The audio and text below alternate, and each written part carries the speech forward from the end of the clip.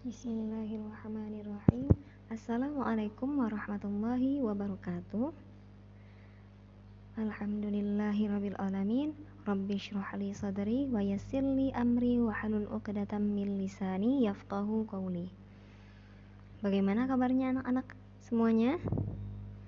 Semoga sehat semua ya. Ibu harap kalian sehat semuanya, dalam keadaan semangat dan bisa mengikuti pembelajaran dengan baik walaupun online. Nah, hari ini kita masih akan belajar tentang cerita fantasi.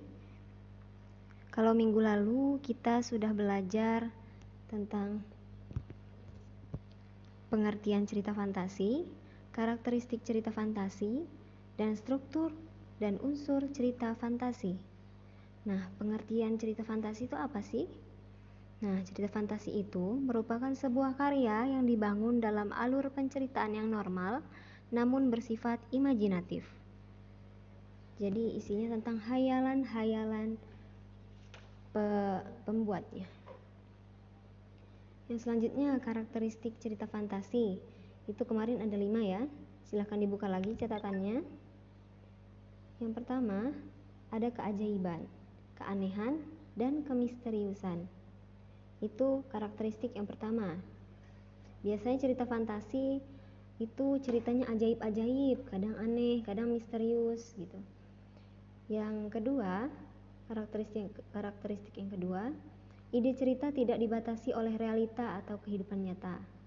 Jadi bebas, terserah penulisnya. Mau hewan bisa berbicara, tumbuhan bisa berbicara, atau benda-benda lain bisa berbicara. Itu terserah penulisnya, tergantung imajinasi masing-masing penulisnya. Yang ketiga, memiliki latar ruang dan waktu yang jauh dari kenyataan. Jadi ini juga terserah penulisnya, mau dia latarnya di dalam laut, di luar angkasa, itu terserah. Yang keempat, bahasa yang digunakan variatif dan ekspresif. Tuh. Terus yang kelima, penokohannya unik. Kita lanjut struktur teks cerita fantasi.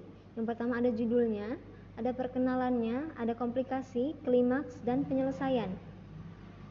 Ada di catatan kalian ya, dan sudah kalian kerjakan juga dalam tugas kemarin.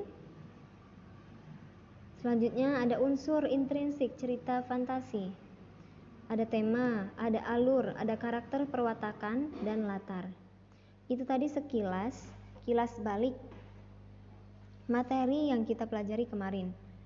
Nah, hari ini kita akan belajar tentang jenis-jenis cerita fantasi, unsur kebahasaan cerita fantasi, dan langkah-langkah menulis cerita fantasi. Oke, kita masuk yang pertama, jenis-jenis cerita fantasi. Ya.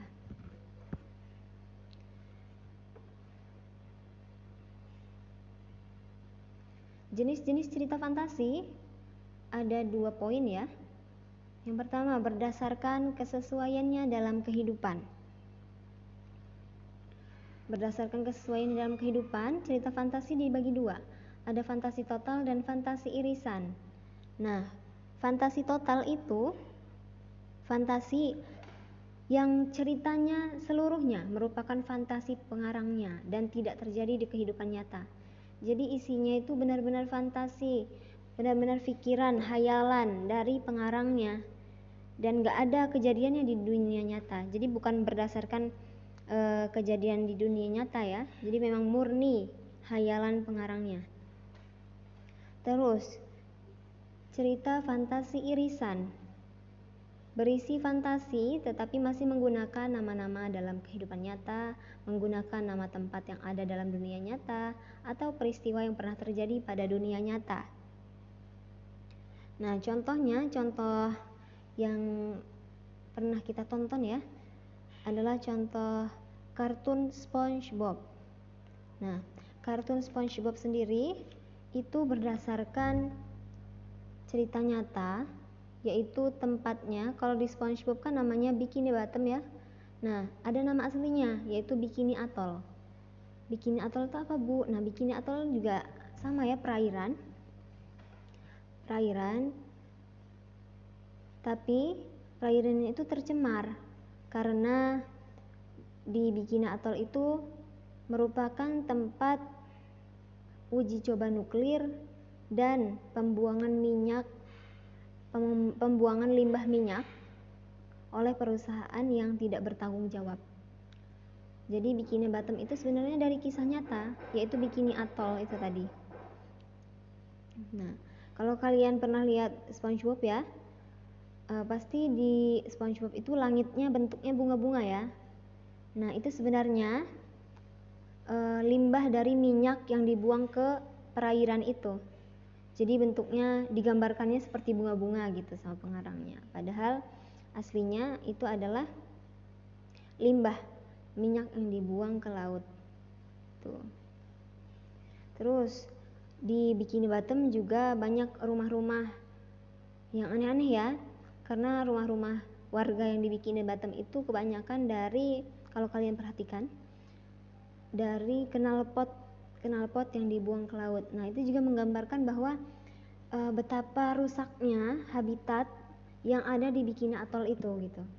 Sampai knalpot ada di dalam laut gitu ya. Buah-buah rumahnya SpongeBob gitu ya.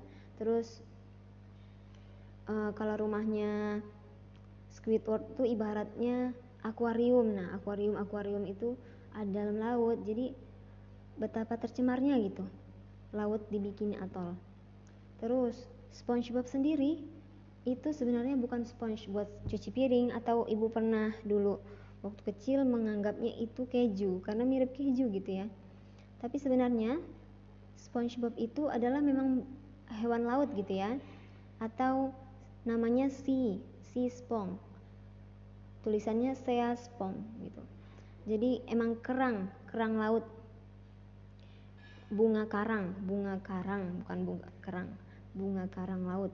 Tapi mutasi menjadi SpongeBob. Mutasi itu apa? Perubahan bentuk dan kualitas karena tercemar dari minyak itu tadi. Gitu. Makanya hewan-hewan yang ada di kartun SpongeBob itu banyak ya jenisnya, mutasinya beda-beda gitu. Ada yang kepalanya apa, terus badannya apa gitu. Pokoknya beda-beda, yaitu karena lautnya tercemar, jadi genetik dari hewan-hewan yang dalamnya juga bermacam-macam gitu. Kita lanjut ke poin yang kedua, berdasarkan latar cerita. Berdasarkan latar cerita, ada dua jenis, cerita fantasi sezaman dan cerita fantasi lintas waktu. Kalau sezaman berarti latar yang digunakan satu masa. Contohnya ada yang masa kini, masa lampau, dan masa yang akan datang. Jadi kalau ada cerita yang menceritakan tentang masa lalu, cuma masa lalu aja tanpa dia ada cerita ke masa depannya, berarti itu memang cerita fantasi sezaman gitu. Jadi cuma menggunakan satu masa saja. Terus kalau cerita fantasi lintas waktu, berarti cerita fantasi menggunakan dua latar waktu yang berbeda.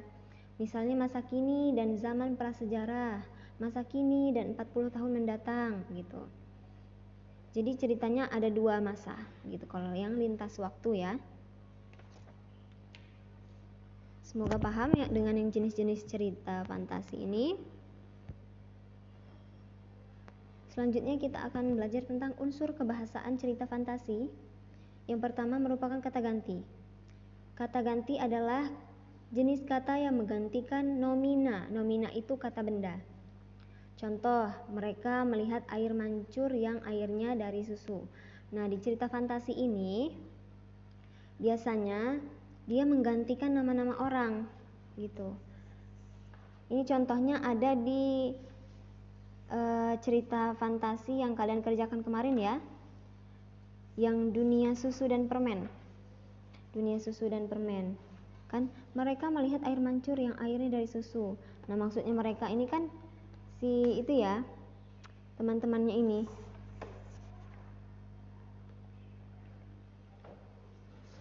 Si Mujizah, Reni, Tina, dan lain-lain itu ya. Terus yang konjungsi temporal merupakan kata hubung sebagai penanda urutan waktu. Konjungsi sendiri artinya kata hubung, temporal Temporal berarti urutan waktu. Jadi konjungsi temporal adalah kata hubung sebagai penanda urutan waktu. Konjungsi sendiri bukan hanya temporal ya, banyak ya kata hubung. Kata hubung tempat, kata hubung kejadian gitu. Kalau di cerita fantasi yang paling umum, yang paling banyak dipakai ialah konjungsi urutan waktu gitu. Contohnya, setelah masuk ke dunia susu mereka menaiki perahu gitu. Jadi ada waktunya, ada urutan waktunya. Jadi setelah ke dunia susu naik perahu, habis naik perahu ngapain lagi gitu. Nah, itu namanya konjungsi temporal. Nah, konjungsi temporalnya yang mana? Yang kata setelahnya. Setelah yang Ibu miringin itu konjungsi temporal. Selanjutnya, penggunaan kata atau ungkapan keterkejutan. Berfungsi untuk menggerakkan cerita atau awal mula masalah. Nah, kalau kalian tiba-tiba menemukan kata-kata tiba-tiba gitu ya, berarti itu pertanda bahwa masalah itu muncul atau masalah itu memuncak gitu. Contohnya di sini, tiba-tiba mereka ada di suatu tempat yang di depan mereka ada sebuah istana. Nah, berarti kan itu keterkejutan ya. Mereka nggak menyangka gitu, kok mereka tiba-tiba ada di tempat ini gitu. Berarti kan kaget. Kata tiba-tiba itu menunjukkan terkejutnya mereka gitu. Terus yang selanjutnya unsur kebahasan yang keempat, menggunakan dialog atau kalimat langsung. Nah, di cerita fantasi ini menggunakan dialog. Jadi beda dengan cerita kalimat-kalimat yang lain ya. Kalau di cerita fantasi menggunakan dialog. Jadi ada dialog antara tokoh satu dan tokoh lainnya. Tuh. Kalau contohnya di sini benar juga tuh. Jawab Tina, Dimas, Mujizah. Nah, penggunaan kalimat langsung itu ditandai oleh tanda petik, 2 tanda petik ya, dan disertai keterangan penyertaan. Nah, benar juga tuh, itu kan di dalam 2 tanda petik ya. Terus jawab Tina, Dimas, Mujizah itu keterangan penyertaannya. Gitu. Selanjutnya, langkah menulis cerita fantasi. Silahkan kalian buka buku cetak halaman 34 yang menulis cerita fantasi. Ada di bawah. Oke, Ibu akan jelaskan yang poin 1. Poin 1 di poin-poin yang Ibu tulis ini tidak ada di buku, tapi silahkan dibuka dulu saja. Yang pertama, menemukan ide kepenulisan. Caranya mengamati objek nyata lalu diberikan imajinasi. Nah, contohnya tadi ya, pengarang SpongeBob itu, kartun SpongeBob. Nah, dia kan awalnya mengamati objek nyata, yaitu Bikini Atoll tadi ya. Bikini Atoll yang tercemar, begini-begini gitu ya. Terus dibuatlah fantasinya, imajinasinya bahwa di Bikini Atoll itu di bawah airnya, di dalam airnya ada kehidupan lain gitu. Jadinya padahal sebenarnya itu merupakan kritik ya terhadap pihak-pihak yang tidak bertanggung jawab, tapi dikemas dalam cerita fantasi yang menarik sehingga bisa digemari oleh segala usia gitu. Terus yang langkah kedua, membaca buku pengetahuan atau buku ilmiah. Misalnya buku tentang hewan, alam, angkasa. Nah, gitu ya. Kalau kalian mau menulis cerita fantasi tentang alam, silakan baca buku-buku tentang alam yang mengandung cerita-cerita alam gitu. Alam yang sebenarnya ya, bukan alam yang fantasi juga gitu. Jadi kita lihat, oh di alam itu ada pohon, ada hewan, ada pasir misalnya, ada lautan, ada hutan, gitu-gitu. Terus yang ketiga, membuat rangkaian peristiwa. Nah, membuat rangkaian peristiwa itu kayak apa, Bu? Nah, di halaman 34 itu yang menulis cerita fantasi itu yang strip-strip sampai bawah itu adalah rangkaian peristiwa. Jadi setelah menemukan ide, mau apa nih bikin ceritanya, terus udah baca buku atau referensi tentang yang mau kita tulis, kita buat rangkaian ceritanya. Gimana kira-kira kita mau melatari cerita yang mau kita buat? Misalnya di hutan gitu. Terus kapan kejadian yang berlangsung gitu. Masa lalu kah, atau masa sekarang, atau masa yang akan datang gitu. Terus tokoh-tokohnya siapa aja, wataknya gimana gitu. Terus yang keempat, ini mengembangkan cerita fantasi. Jadi dikembangkan watak tokohnya, dialognya, latarnya gitu ya. Kalau tadi contohnya misalnya alam ya, tadi kita contohnya. Alam. Di alam itu ada apa aja, misalnya ada pohon gitu. Kalau kalian pernah lihat kartun Upin Ipin, itu ada yang serial lomba lari, yang mereka jadi kelinci, kura-kura, terus ada yang jadi pohon, dan bermacam-macamnya itu. Itu salah satu pengembangan cerita fantasi ya. Kalau kita pikir, masa iya pohon bisa ngomong, masa iya kelinci bisa ngomong, kelinci terus bentuknya begitu gitu ya. Jadi dikembangkan wataknya, latarnya gitu. Terus yang terakhir, berikan judul menarik gitu. Kenapa Ibu taruh di akhir? Karena kalau ditaruh di awal masa judulnya dulu ya, judulnya dulu. Tapi kita belum menemukan idenya. Lebih baik kita temukan dulu, kita rangkai dulu idenya sampai mengembangkan cerita fantasi. Nah baru setelah kita jadi teksnya, ceritanya, kita kasih judul yang menarik gitu. Bu, cara nentuin judul tuh gimana sih Bu? Cara nentuin judul tuh bisa dari temanya tentang hewan misalnya. Hewan, si kancil mencuri timun, bisa dari hewan, dari nama tokohnya bisa ya. Terus temanya misalnya tentang kemerdekaan, tentang perjuangan pahlawan siapa namanya gitu bisa. Jadi judul itu bisa diambil dari tema bisa, dari latar bisa, dari tokohnya bisa. Terserah kalian yang mau yang mana. Yang penting masih berhubungan dengan isi cerita. Yang terakhir ada kata-kata mutiara.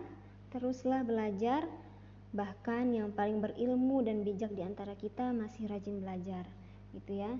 Jadi jangan puas udah capek gitu belajar ya, udah gak mau belajar lagi, jangan gitu.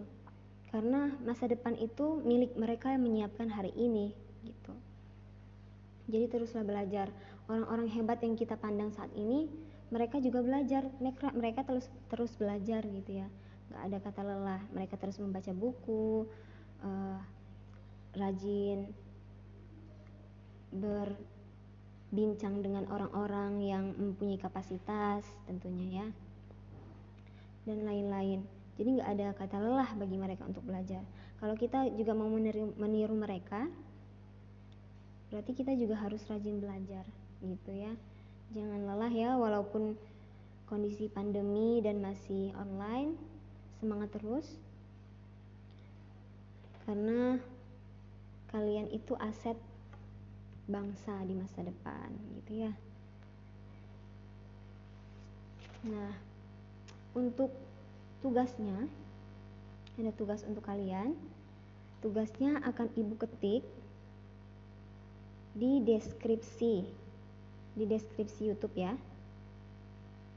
Oke, Ibu cukupkan. Semoga penjelasan dari Ibu bisa kalian terima. Wassalamualaikum warahmatullahi wabarakatuh.